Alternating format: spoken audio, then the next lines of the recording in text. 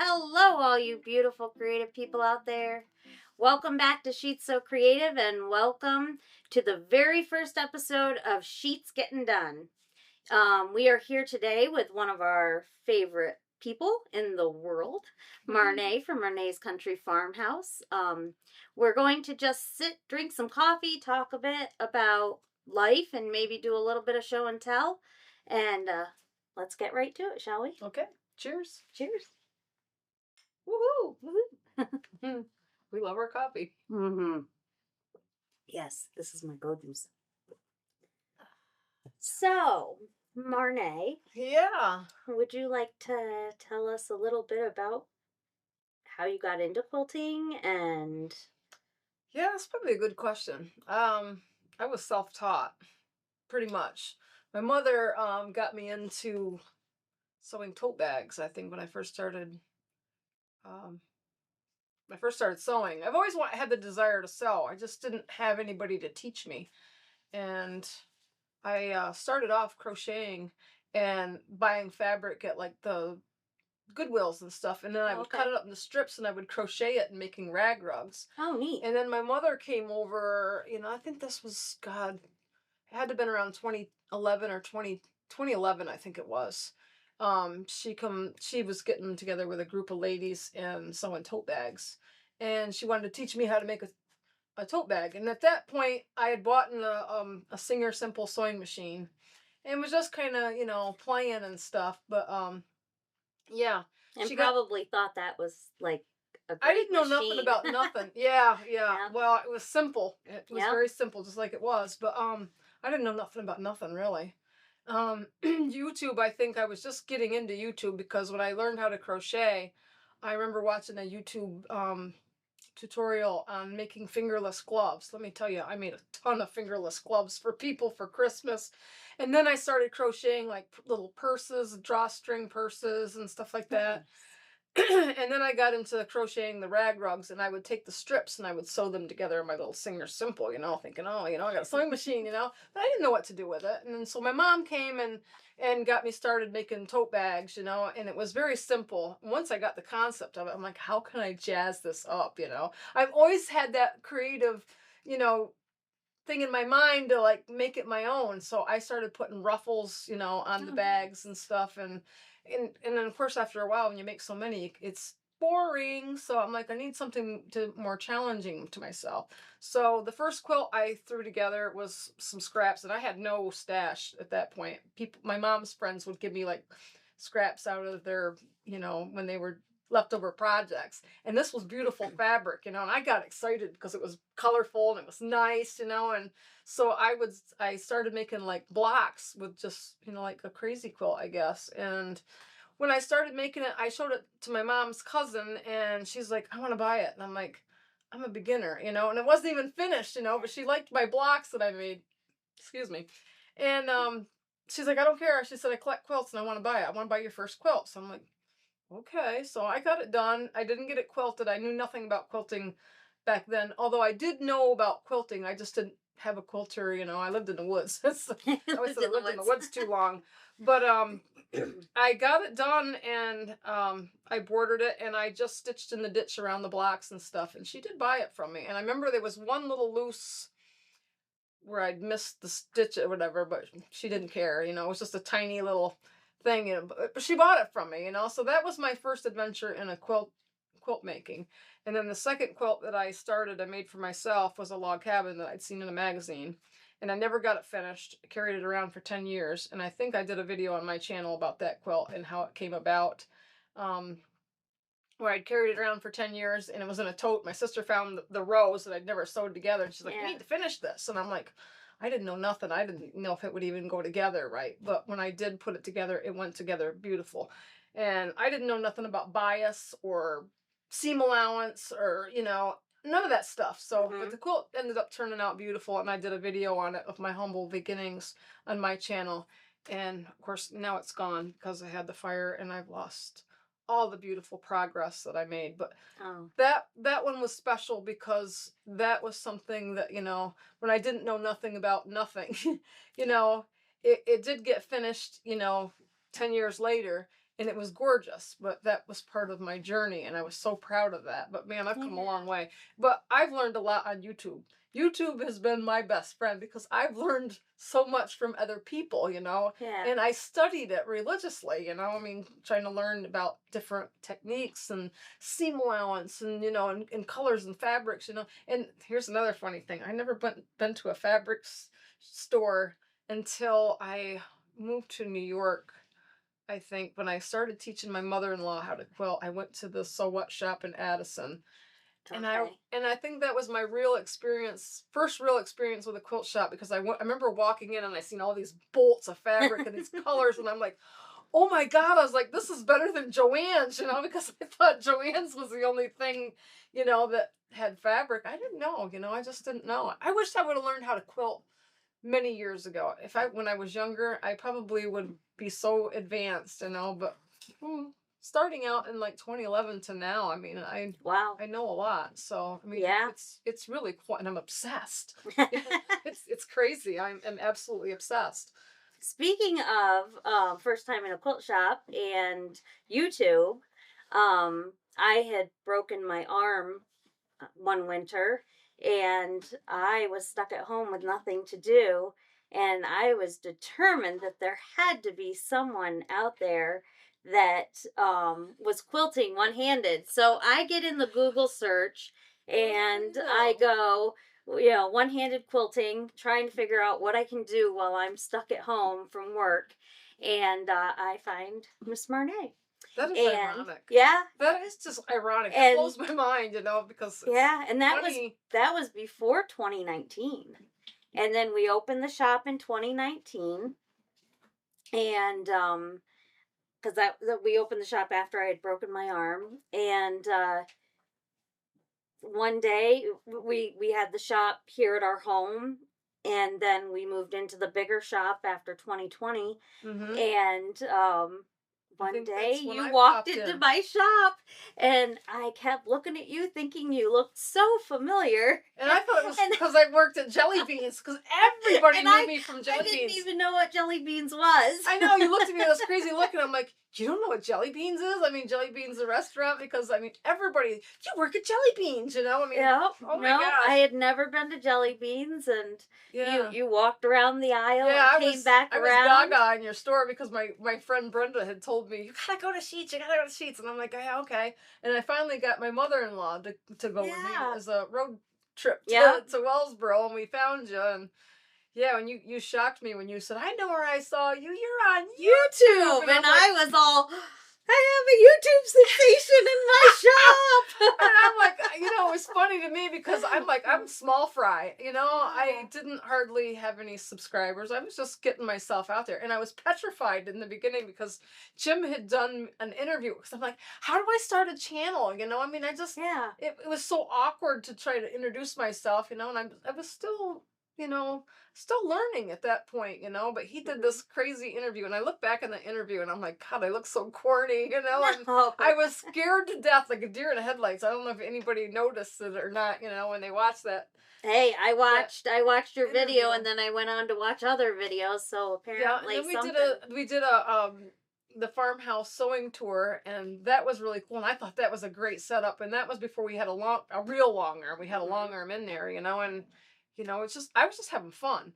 But, you know, and I don't even know why I wanted to start a YouTube channel. It was just something that, you know, kind of, I guess because I learned so much from other people on there. I'm like, I want to learn take what I've learned and maybe teach somebody. And yes, I am in a different situation than most people. So I'm different and unique. And I thought maybe it might help somebody. And that was kind of in my thought process. But I really wanted to teach, you know, teach and share my experiences. So it turned into a lot of different things with Marnae's Country Farmhouse, because I am a farm girl. I'm a farmer's daughter. I am truly authentic, you know. I have animals, you know, and dogs and you know, so I wanted to kind of share a little bit about myself. I'm more than just sewing and quilting, you know. Yes, you are. But sewing and quilting is my passion, and that's where my heart is. So it's a little mishmash of everything, but you know, I mostly share what I love to do. And I have picked up quite a few followers, and right from the get-go. So I mean,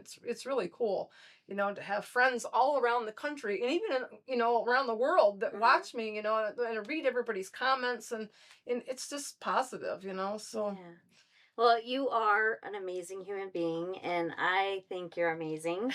And you said you're a farmer's daughter.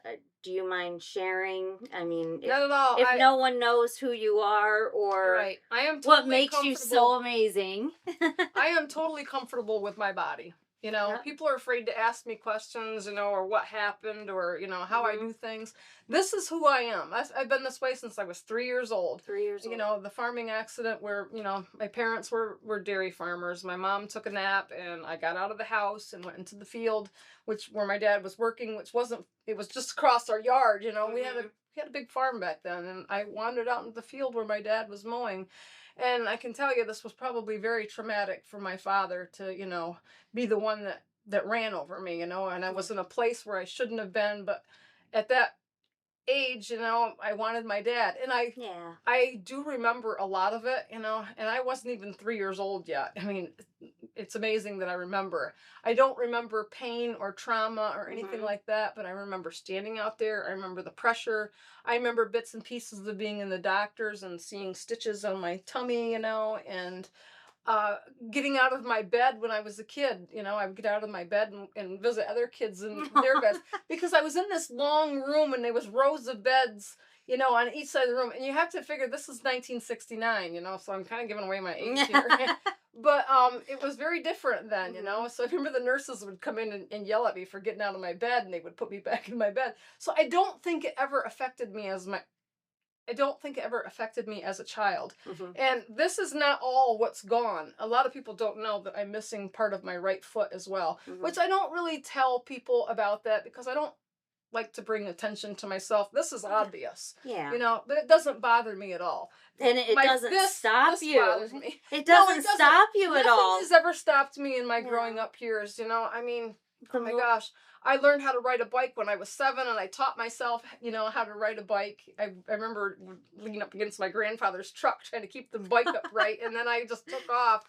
But I mean, I've done everything. You rode horse and... Oh yeah, I rode horse. That was something when I was little. My dad's hired hand had a horse, and it was an Appaloosa, and it was named Specs, and he would always ride it up to my grandparents, because my grandparents lived up the road from my dad. And I wanted to get on that horse, and he'd let me ride it around the yard. And my grandmother would just be a freak about me being on a horse, because she's always afraid I was going to get hurt. Even when we went swimming in the creek, when I was a kid, don't let her near the deep end, I guess, because they were afraid, because I'd already been through something so traumatic. Yeah. She was always worried about losing me, but nothing ever fazed me as a kid. I did everything, and I wanted to be included. I didn't want to be different, But my whole life I've done things, and I've had horses, and I've learned to saddle and bridle my own horse faster than somebody with 2 hands.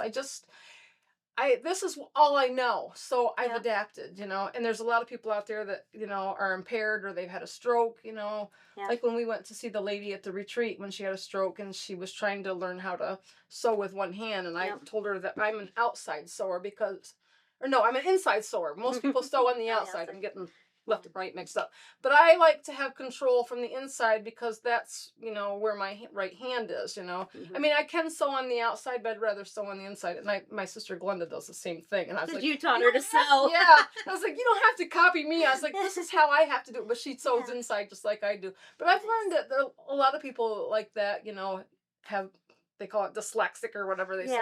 So I mean, I don't know. You do what you're comfortable with. So yeah, absolutely. That's what I do. So and that brings it to a very good point of, a lot of people are all wrapped up in, you have to do it this way. This is the only way to do it. And they're so, cult police. Yeah, I was like. And that's what I try to stress to people when I'm sewing. There's no rules. No. Have fun. As long as it Sewing comes out. shouldn't be stressful. It's fun. And to me, it's the relaxing part of it, because I can escape and I can let my mind create, like this quilt that we have hanging here. I mean, this is something that survived my fire, and I did show the people on my channel, but I don't think I had a very good view of it, because I have I had to lay it out on my bed. Right now Yeah. I'm sewing on my dining room until I get into the studio. But this, Well, and I've heard you reference twice that your fire. For anybody that doesn't know. Yeah. Yeah, we had a January. fire. January 23rd, my farmhouse burnt down. I wasn't home. I had my little sister with me, and my niece was with me. And I remember it was a very nasty day, and it was freezing rain. And I wasn't going to go out that day, but we decided we were going to go out. And I save all my New York nickel cans, and I give them to my niece Lexi, you know, and we take them to the recycling center. And I told her to keep the money, so you know, we go out and have a little shopping day or something. Come to the clothes shop. She has money to spend, so yeah. that's what we did. And it was 15 minutes from my house. So we went down to the recycling center, and she got her cans, took them in, and she was all happy because she got $40, you know, and I'm like, oh, yay, you know. So then we went over to the gas station to grab a couple of breakfast sandwiches, and we were going to cruise on down to the thrift store, you know, just for a fun day. And as I'd gotten back into the Jeep that day, Jim called me on the phone and said, where are you in the house? There's smoke in the house. He'd gotten a call. And I'm like, I'm not in the house. I'm out. And he's like, get home. Our house is on fire. And I'm like, this can't be real. Not my house, you know? I mean, it was good, you know? I just left her. I wasn't gone for 30 minutes, you know? I was like, that can't be, you know? So, I mean, but, you know, panic kind of sets in, you know? So, well, I threw her in drive, and, you know, we got on the highway, and I'm going 80 miles up the highway, and I pass a state trooper, and I'm like, oh my God, he's going to pull me over, you know? And I'm like, I'm not stopping, you know? But he never came out. I got up the ramp, and I threw my phone at Lexi, and I was like, call your grandma, you know, to tell her to, this was before we got to the exit, but I threw the phone at her, and I told her, I said, tell your grandma to get to my house, because she was close. And Lexi could hardly talk, you know, and I'm just like praying and gripping the steering wheel, you know, and we got to the house, and as I was coming up on it, I didn't see any smoke or anything, so I'm thinking, you know, maybe it's somebody else's house. Not that I wanted it to be somebody else's house, but I thought, this can't be my house. Not my house, you know? Yeah. And then when we got to my house, and I seen all the fire trucks in the road, and that's when, you know, panic really sets in, and I just whipped it to the side, and Lexi's trying to jump out of the Jeep before I even got it stopped, and she's dragging, and I'm freaking, you know, and I threw it in park, and I jumped out, and all these people came at me and grabbed me, and I'm screaming, my dogs, get my dogs, you know. I mean, I was a freak, and I was not nice. I mean, I was just, but when you're in a situation like that, as anybody would be, whether it's your kids or your pets or whatever, you know, your whole life, your memories, you know, my sewing room, you know. I was going to say, you had Marnae's Country Farmhouse quilting. I had a huge sewing room. Long arm. Yeah, the long arm, and all my sewing machines and my fabric and everything that I loved was in the house, you know, and it still haunts me. It's hard. I mean, I'm slowly coming back to my old self, as you had said, and I'm starting to feel like myself. But for a while, I mean, for months here, you know, I felt like I've been in a fog, you know, and I called it smoke brain because, you know, when you've been in such a traumatic situation as that, you know, I've been through a lot of trauma in my life, you know, I mean, with my accident, I've been hit by a car when I was 20 years old.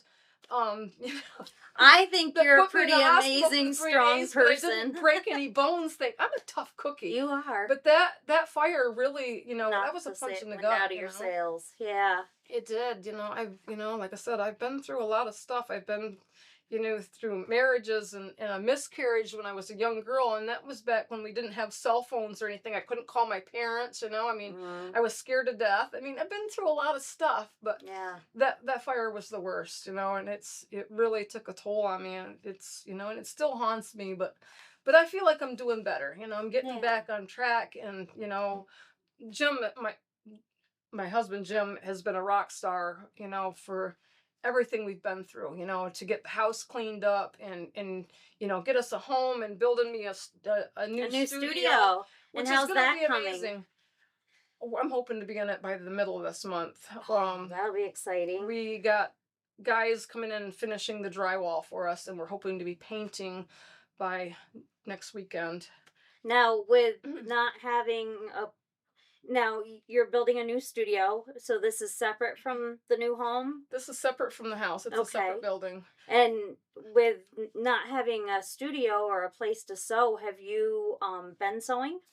Yeah, I've been sewing here and there. I'm sewing in my my dining room, Making and do. making do. That's And what you do. I am very good at making do. I mean, I've been very spoiled having that huge farmhouse sewing room in my big old farmhouse, and I miss it. I miss it every day, because I would get up in the morning, go down and get my coffee, and then I'd gravitate to that room, and I just loved being in there. It just you like being surrounded with fabric and fun stuff, and All the like I said, color. where I can close the door and shut off the world, and all the dogs and even the cat would come in there. I had doggy beds all over, just like you do at the shop, and Yeah.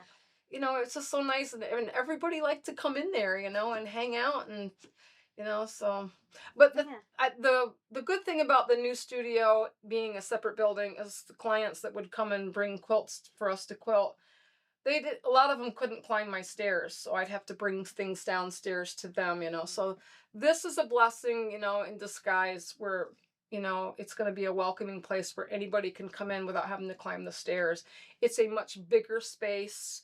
We're hoping to have 2 long arms instead of 1, so we can keep things more caught up and done faster. I hope to have like day retreats, maybe do some teaching for beginners, and I don't know. So, I mean, well, before the fire, you were kind of teaching and mentoring people. yeah.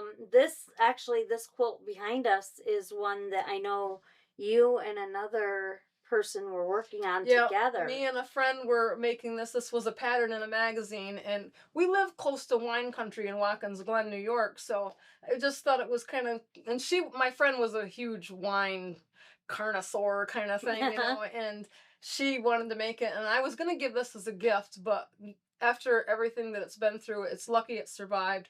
The blocks weren't put together, and they were all crispy, and I don't even know where I had it in that room, because it's funny how some things came out of that fire and other things were just completely gone. Yeah. But these were all crispy around the edges, and I had trimmed them all, and there's a couple of spots up in that. As I say, I see a little scorching up in the top there's some scorching that comes through. Yeah. And I still got to put a border on it yet, but I did do some appliquing on it after I had trimmed all the pieces up and just kind of made it fun.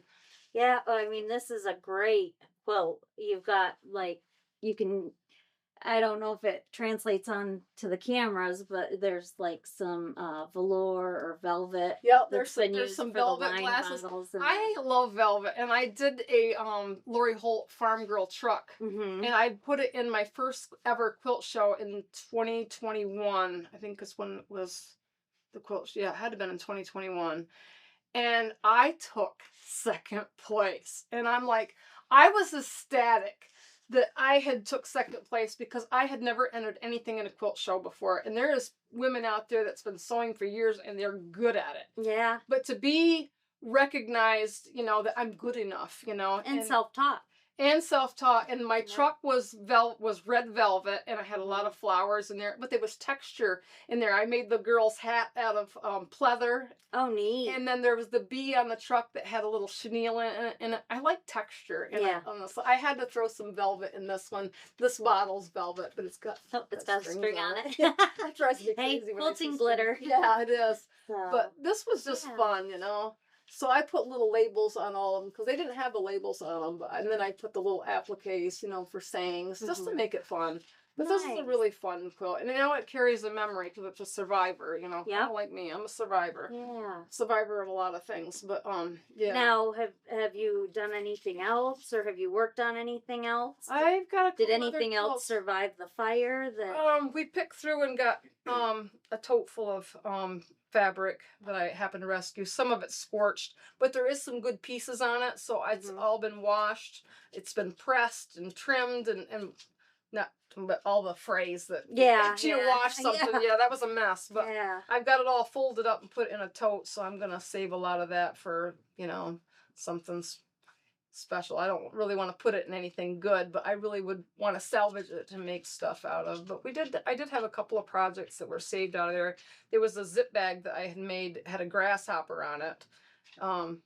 It was pretty black, but it washed up, and I saved it.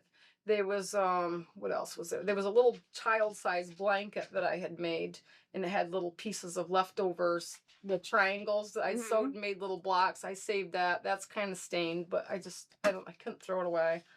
Now, have you done any other quilts? So, the next one we have here is the strawberry quilt. This is one that I had, the first one that I'd made for myself since I got started back sewing. This one was kind of a fun one to relax and do. And this one's got quilt glitter on it as well. Little strings. Yeah, this is one of my favorites. It's not perfect. I mean, there's a couple of imperfections in it. This was very challenging to get these little squares to line up and stuff, but it was still super fun. So this one is the first one that you made for yourself after the fire. Yeah. You did make one that went to your benefit. Yeah, that was the first quilt that I had made since my fire, and that one was a good therapy as well. You donated a quilt to your own benefit. Yeah, I wanted to, because people, well, my neighborhood put the benefit on for us, and I wanted to contribute to it, and I was like, I'm a quilter. That's how I know how to give back. So, and actually, the person who won it was we bought our original farmhouse from her, and she was super excited. I recorded it and I wanted to show it, but she kind of cussed a little. she couldn't believe it. She won it. It was really cute. It was really cute. But I was really happy, and I had a lot of people that had donated quilts to that, and it was a really fun event. But now who's this little guy here? Tilly. Tilly's my only child. And he's spoiled. Come here, baby. You just recently on your YouTube channel made a quilt for Tilly. Yes, I did. He's an only child and he's very spoiled. And I've made him a quilt, probably one of many. I probably should have brought that along because I just showed it on my YouTube channel. So if anybody would like to see that, check out Marnae's Country Farmhouse, and you can see Tilly's amazing little quilt. And the reason I wanted to get Tilly a quilt made is because whenever I bring quilts to you, or I had quilts at home, that I would try to be working on, he always has to lay in the puddle. Yeah, it's like he's like a magnet to him. Your dogs too. Yep. Like to lay in the quilt pile. Yep. There's just something about it. So yeah, I did him with the minky back, and well, yeah, you quilted it. It was beautiful. So you've been doing quite a few quilts since the fire, and you've been getting sheets done. Yeah. Bringing them to you to have them quilted. All my customers that, I can't quilt for right now, I've been bringing to your shop, and everybody's been pretty much happy. And of course, this one, I don't want to burden you with mine, but no, we can get it done. I have another customer quilt right now that I'm getting ready to do strawberries on it. Oh, it's really? a strawberry quilt. That's what I wanted to put on this, was some strawberries. But, yeah. I know you got a lot of clients and stuff that you quilting for, and you got the overload of my customers coming to you. That's okay. We're happy to do it for you. Yeah. Have you been working on anything else? I've got a couple other ones, a couple other favorites. The next one I have is. You brought more with you today? Yeah, I got another one. That's one of my favorites too, but this is definitely a favorite as well. So nice. It was fun. So this is another one of my favorites. This is it was called the Feed Sack Quilt, and this was one in an old magazine that one of my subscribers had sent it to me, and it was on the cover, and I just loved it. So I tried to replicate what was in the magazine, but I did smaller squares. I bought a couple of charm packs from the Fat Quarter shop, and I had cut them down into 2.5 inches, and of course, then I had this red and white. And I took, I think that was a 2.5 inch cut in half. You put them on the corners, and you did the 4-patch, and you put it together in this design. And of course, I added the borders because this wouldn't have been the original size. It probably would have been the size of a baby quilt, but I bordered it. So the center was from a magazine? Yes, yes. This whole inside part was the design in the magazine. And then everything, and they used the outer block. borders was improv. Yeah, that you yeah. did. This was my. Because you do a lot of improv. I do. I don't like to be cookie cutter because I feel like everybody that you make something, you should put your own spin on it. It's something that that you design, or I always tell people to kind of use your own colors, use your imagination, like a coloring page, paint your own picture, What do you see? Like these little cutoffs here were the cutoffs from these little corners, and I didn't want to waste them and throw them away, so I sewed them together and made these little pinwheels, and then I floated them into the border. So you can see I put some really wide borders on it to make it bigger. And then I still had some charm squares left, so I just kind of floated them in the outer border and just really made this my own. That's why I love it so much. But the charm pack was called Vintage. It was just called Vintage. But it reminded me of like the feed sack, like in the magazine. But I just love the colors, and I don't know. This is really, really a favorite.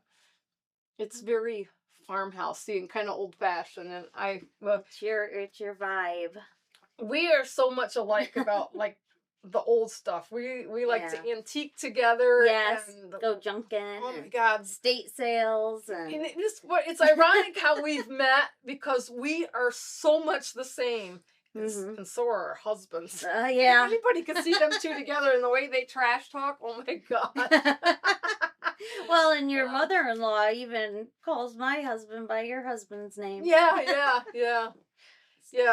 As your husband say, I'm your son from another mother, or brother from another mother? Yeah, something like that. Yeah, it was funny. And them two, when they banter together, I mean, oh my God. So, things happen in life, you don't see it, but it's how things come together, How did we become such fast friends, and our husbands are just alike? The first time I met your husband, and I'm like, oh my God, he's just like my husband. They even had the long beards. Yep. Oh my God. And your husband's got the karaoke system. My husband loves to karaoke. Yeah. And that gives us time to sew. Yeah, absolutely. to get sheets done. Actually, I finished this when you were over visiting with Tennille. Yeah. And that's when I finished up the borders on this, I do believe. But yeah, I love this quilt. I don't even know what kind of pattern I want to put on it yet, but I just love it. It's just one of my favorites that I've done for myself. So it'll end up somewhere in my house. So I got to build up my quilt stash again. Yep. Yeah. So, have you done any other ones? I have one other one that I brought in, and it was really just one that I put together because I had some blocks that I had found, and they were smoke damaged, but I just couldn't bear to throw them away. So when I sewed them together, it really covers up most of the smoke damage, but it makes a little small quilt just to throw over. But yeah, we can get that one up and and look at it. Fabricadabra. So here we are. This one, the center blocks here, these were pulled out of the fire, and they were in a plastic tote, and all of them, you can see some in here, there was some heavy smoke damage all around the edges. And I just could not bear to throw those blocks away, because these were blocks from a quilt that I had made for a little girl that liked pink and purple. Oh, nice. So I decided to sew them together, and I thought, they don't look too bad because the seam allowance did cover out most of the smoke. So then I got some of this fabric here. This was donated to me, and I cut out some of the flowers and butterflies, and I just appliqued them on to some of the blocks and trimmed it out with this was leftover from my benefit quilt that I donated. Oh, okay. The colors, pieces of it. Yeah, perfect. So it came together, and then of course the rest of this from the cutouts of the flowers, I just bordered it up. And I thought this would just make a fun lap quilt to throw out on the porch or on the back of a chair or something. I don't know. It has a memory to it, and it was a very traumatizing time of my life, and not that it was a good memory, but the things that I salvaged out of that, I just kind of want to hold on to. So I'm a sentimentalist. Sentimentalist? Yes, I'm a sentimentalist. So, yeah, these are just some of the projects that I happen to bring along. But I'm sure there'll be plenty more, because I'm a quilting obsessed woman.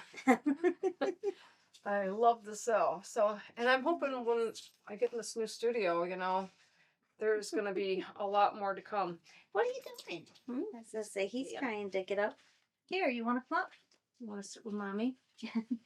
He's like, no. I think he's ready to play. Yeah.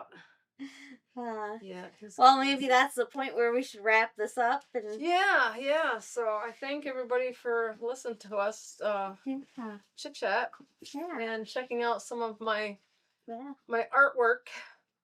Well, it's been fun seeing the sheets that's been getting done. Yeah, absolutely. You know, I enjoy looking at other people's work too, you know, because it's very inspiring to see different things, you know, and we all need inspiration. So yeah. So I guess if you've made it this far in the video, we thank you. And if you have found value in its content, then we please ask that you consider subscribing, clicking on the notification bell so that you never miss a new video, and giving us a thumbs up. This will let YouTube know that you would like to see more. If you have a project you'd like us to do, please drop us a note in the comment section below, and that brings us to the point where we here at Sheetz So Creative say, thanks again for joining us here at Sheetz So Creative. We do love all you beautiful creative people out there, and we hope to see you right here again real soon. Bye. Bye.